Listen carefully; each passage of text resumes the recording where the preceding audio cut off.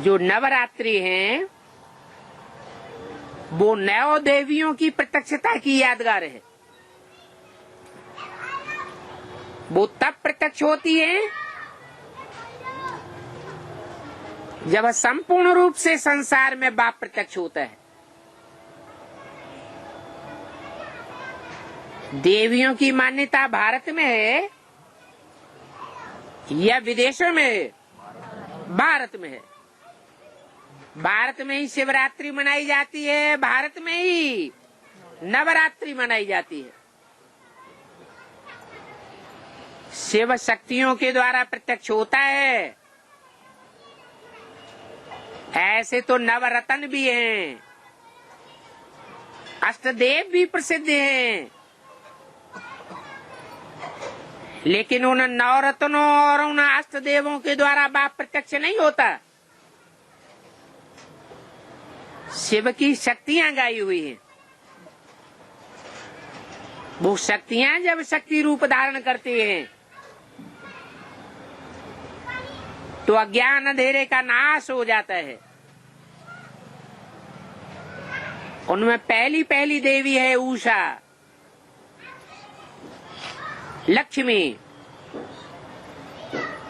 सूर्य जब उदय होता है वो तो हद का दिन होता है,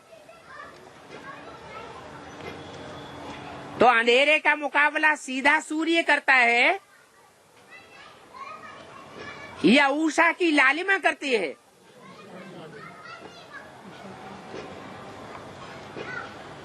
वो देवी भी अकेली प्रत्यक्ष नहीं होती,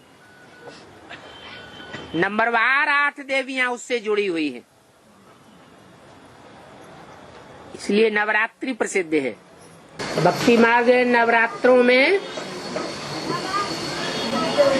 9 कन्याओं का चुनाव किया जाता है,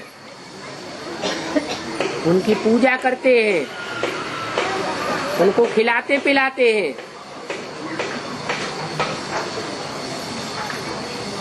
वो 9 देवियों की यादगार है।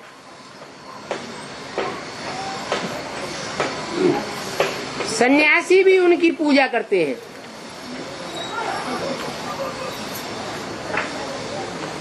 सन्यासी खुद पवित्र रहते हैं, लेकिन पवित्र होने के बावजूद भी कन्याओं की पूजा करते हैं। और ऐसी कन्याओं का चुनाव करते हैं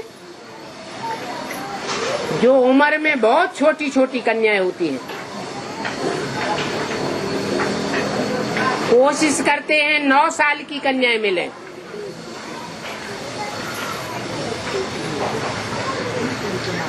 बच्चा बुद्धि।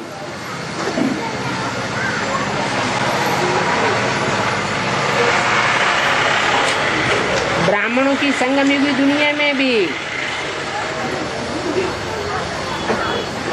ऐसी 9 कन्याओं का बाप ने चुनाव किया है जो नंबरवार पवित्रता का पालन करने वाली है।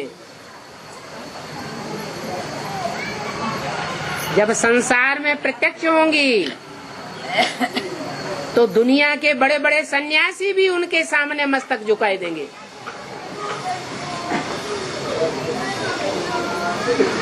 दुनिया में भक्ति मार्ग में जो भी भारत में चल रहा है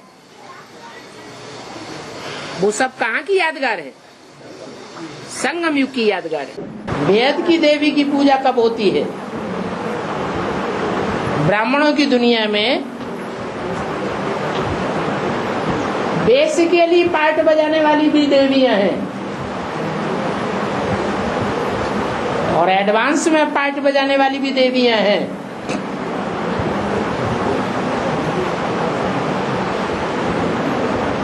बेसिक में जो देवियां हैं वो भी प्रत्यक्ष होती हैं और एडवांस में जो देवियां हैं वो भी प्रत्यक्ष होंगी। दीदी दादी के रूप में पूजी जाती है। बड़े बड़े भव्य महल उनको बना के दिए जाते हैं। अच्छे अच्छे कपड़े और गहने पहनाए जाते हैं। माताएं तो अपने सारे ही गहने पतियों से छुपा करके उनको अर्पण कर देती है, लेकिन ये पूजा थोड़े दिन होती है, लंबे टाइम तक नहीं होती। इसके 9 दिन गाए हुए हैं। और ये देवी की पूजा साल में 2 बार होती है। नवरात्रे देवियों की पूजा कितनी बार होती है? 2 बार। एक बेसिकली छोटी पूजा होती है और एक ब्रॉड पूजा होती है दशहरा पर। अभी ब्रॉड पूजा होने वाली है, जिसके लिए पहले ही बोल दिया तुम्हारे सेंटर्स लाखों की तादाद में हो जाएंगे। इनके नहीं, इनके माने किनके है? ब्रह्मा कुमारी नहीं, ब्रह्मा के सेंटर्स नहीं, तुम्हारे सेंटर्स लाखों की तादाद में हो जाएगी। अभी हो गए क्या? नहीं। और राम की नवमी करते हैं क्या? राम की नवमी मनाते हैं 9वें दिन, और दुर्गा की अष्टमी मनाते हैं, और 9 दिन दुर्गा पूजन होता है। तो देवियों की ज्यादा लंबे समय तक पूजा होती है या राम की ज्यादा पूजा होती है? हैं? 9 दुर्गा के दिनों में है। देवी के जो 9 दिन माने गए हैं उनमें 9 दुर्गा की ज्यादा उपासना होती है या राम की ज्यादा उपासना होती है? 9 दुर्गा की ज्यादा उपासना होती है। क्यों? वो 9 दुर्गा एक बार पूजन होता है साल में या 2 बार पूजन होता है?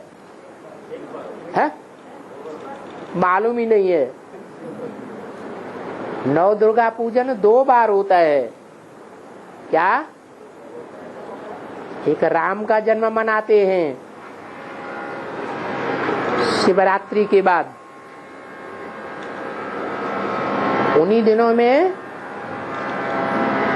राम की भी पूजा होती है, लेकिन 9 दुर्गा पूजन भी मनाते हैं। उस समय रावण नहीं मारा जाता। जब दूसरी बार वर्ष में 9 दुर्गा पूजन होता है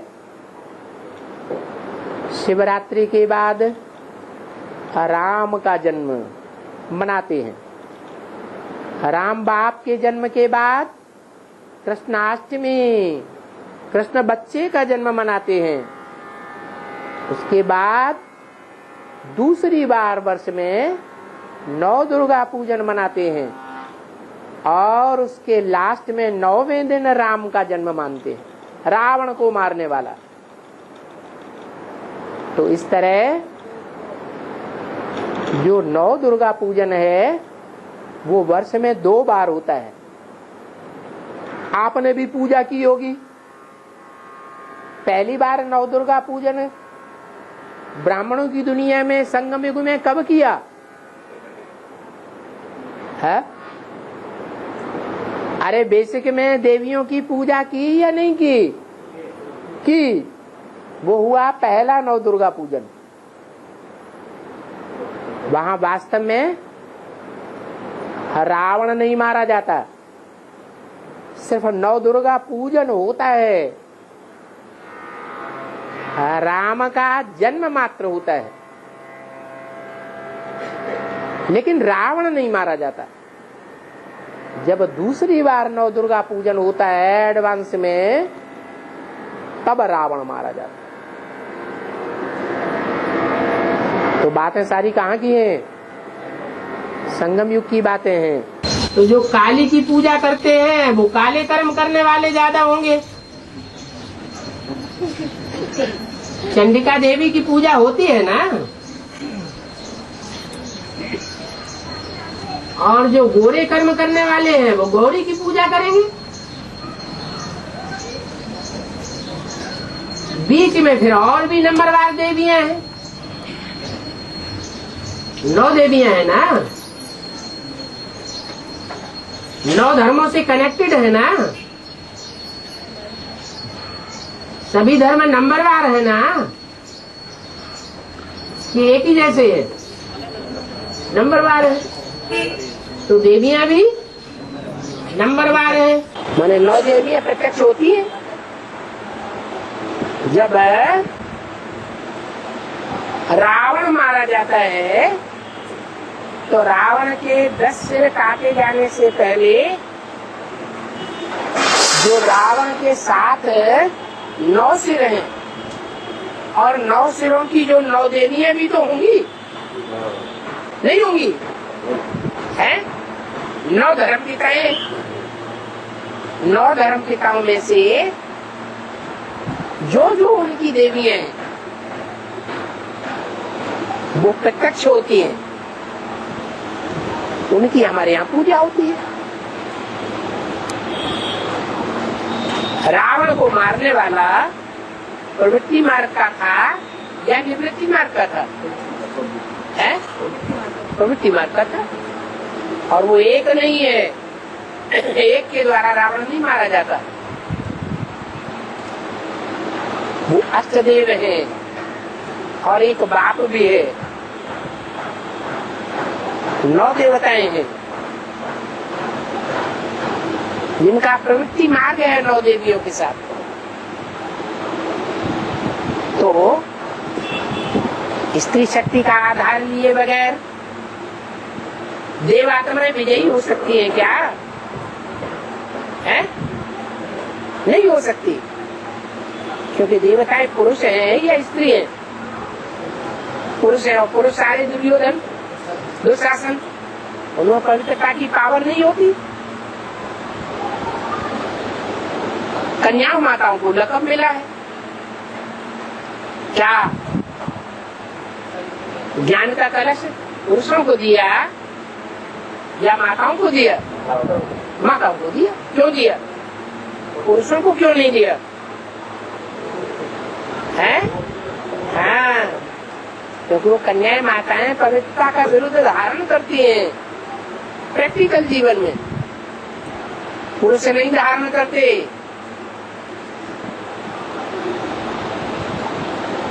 इसलिए उन देवियों की नंबरवार पूजा होती है। नंबरवार में पहला नंबर किसका है? लक्ष्मी का। आखिरी नंबर किसका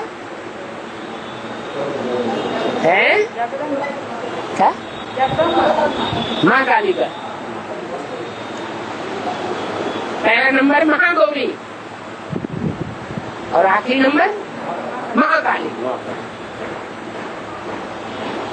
गौरी क्यों का है? महागौरी माने महान पवित्रता धारण की है। कैसी महान पवित्रता धारण करती है? ऐसी महान पवित्रता कि 84 जन्मों में भी एक ही आत्मा के साथ संग रहेगा, पति पत्नी के रूप में, औरों के साथ उसका संग नहीं।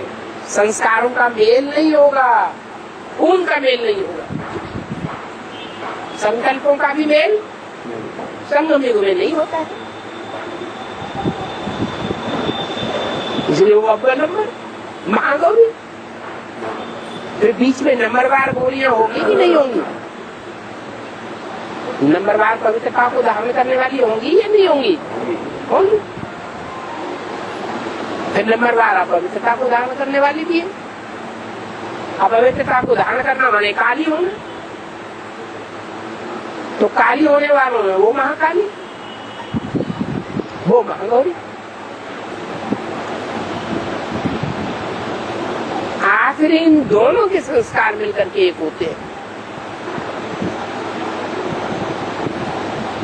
जगदम्बा और लक्ष्मी दोनों के संस्कार मिलकर के जब एक होते हैं तब कहा जाता है महालक्ष्मी। दीपावली पर किसकी पूजा होती है? महालक्ष्मी की पूजा होती है।